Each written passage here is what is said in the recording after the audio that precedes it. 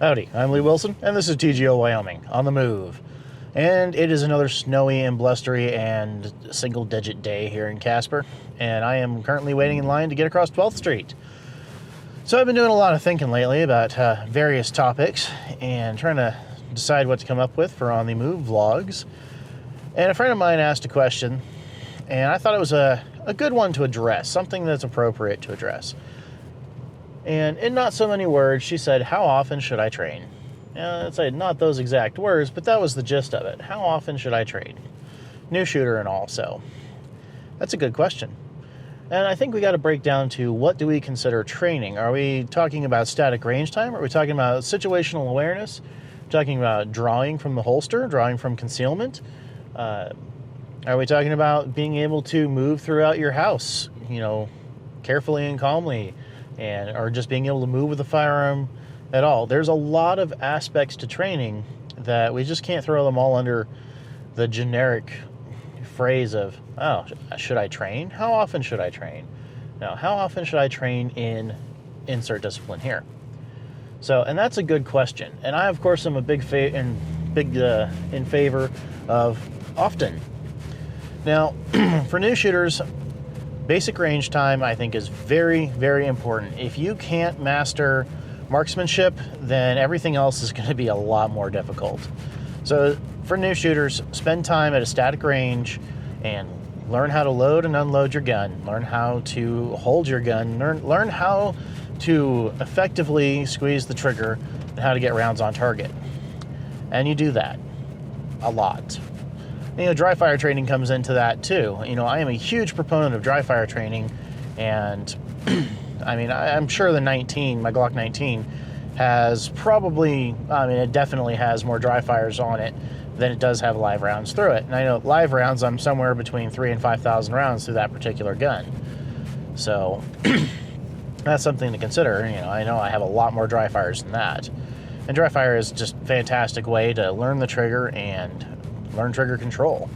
So that's something to take into consideration. As shooters advance and decide to go into the concealed carry world, the training becomes very, very important, but I think it's less at the range and more in mindset and some very, very important muscle memory skills that you can develop at home.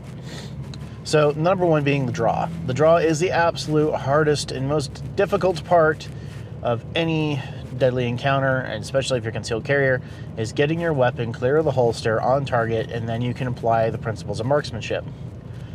So the draw can be practiced at home, in the bedroom. Clear your weapon. Of course, you never want to practice your draw or any kind of firearms manipulation with a loaded firearm. Let's be smart here. Let's prevent accidents and follow all the basic rules of gun safety. But it's something that's so easy to just practice in your home. And what's great is you can practice with different types of clothing. Like right now, the winter is nasty. My draw is different because I'm wearing a jacket than if it was in the summer and I was just wearing a t-shirt or a polo. So you can practice this year-round in all the various types of clothing you wear, different jackets. You can draw from different positions. That's another big deal. Yeah, I'm pretty sure you might be awesome and quick at drawing from a static standing position, but can you draw your gun when you're hunched over? Can you draw it when you're on your back? How about rolling around on your side? What if somebody is on top of you and, pounding their fists into the side of your skull? Can you get to your firearm? These are all things to take into consideration, and these are just realities. And a lot of people will train to make themselves feel good, not train to make themselves better. So what exactly do I mean like that? If you go to the range and you just kick ass at a drill, and that's all you do, maybe you shoot the plate rack, and that's what you go to the range to do. You shoot 6 plates, you reset, you shoot 6 plates, you reset, and you do this over and over and over again until you are a master of shooting those 6 plates on that plate rack. And then that's all you ever do, and you never push your boundaries beyond just shooting those 6 plates on that rack. That's not training. That's going out and playing. That's having a lot of fun. And if your main, concern is steel challenge, then maybe you could consider it training. But as a, concealed carry holder, you should not consider that to be training, because you're not training at what you're bad at. Find out what you're worst at and work on that. You know, if you want to have some fun and rip through a drill and be like, yeah, I'm awesome, go ahead, do that. But know and understand that you're only as strong as your weakest skill. So it's like that whole, you know, the chain's only as strong as its weakest link team thing.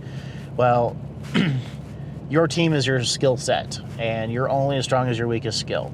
So you can't shoot offhand? Go to the range, practice shooting offhand. Stay at home, dry fire offhand.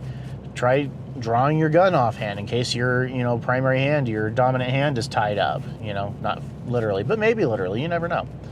Weird things happen.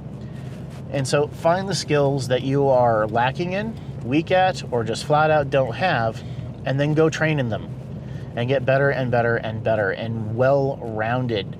So that way you're capable of handling whatever shooting situation, position, or encounter that you might come across. So training is so much more than just standing at the range and flinging lead. Training is an all-encompassing goal, and there are many subsets of it, many facets of it. Pick a facet, work on it, get it down until you have that muscle memory, until you have that, you know, confidence that you can do it well, and move on to something else, and then come back and revisit it later. So that way you stay sharp on your skills. Shooting is a depreciable skill. It does need to be practiced often, regularly. And with dry fire, airsoft, CERT, all of these different training aids that we have available to us, and now in this wonderful modern age and firearms culture, there's absolutely no excuse for not being on your A game. And it doesn't take a lot of time, you know, 5 minutes a day, and you can really draw these things into your daily life too. So one thing, the parting note here, one thing I do every night is I take off my Glock 43. And I could just pull the holster, you know, out and set it down, or I generally take my 43 out of the holster and set it in a specific spot.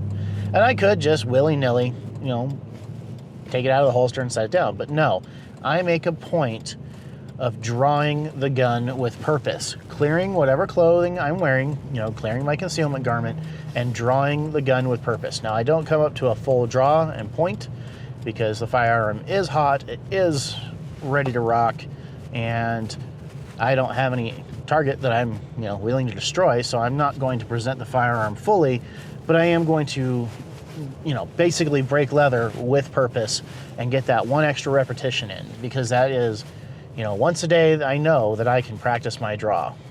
So things to consider, things to think about. And of course, I hope you all have found this video educational and or entertaining. If you have, let me know in the comment box below.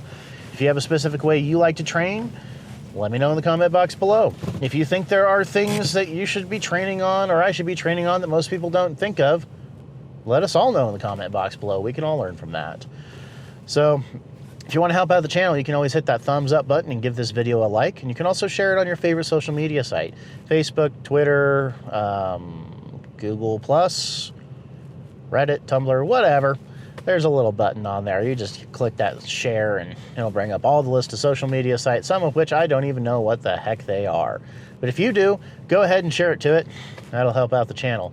Of course, you can always donate to the channel through the Fund Me annotation that's somewhere up in here. And any donation is, of course, appreciated. I've had one awesome viewer donate, and that's pretty great, so I appreciate that. And yeah, of course, you can subscribe to stay tuned and up to date on all of the latest and greatest videos and my weekly On the Moves that are posted Monday, Wednesday, and Friday. So that's it for now. It's cold, it's time for coffee, and time for work. So thanks again for watching. As always, stay safe, shoot straight, and I'll see you all next time.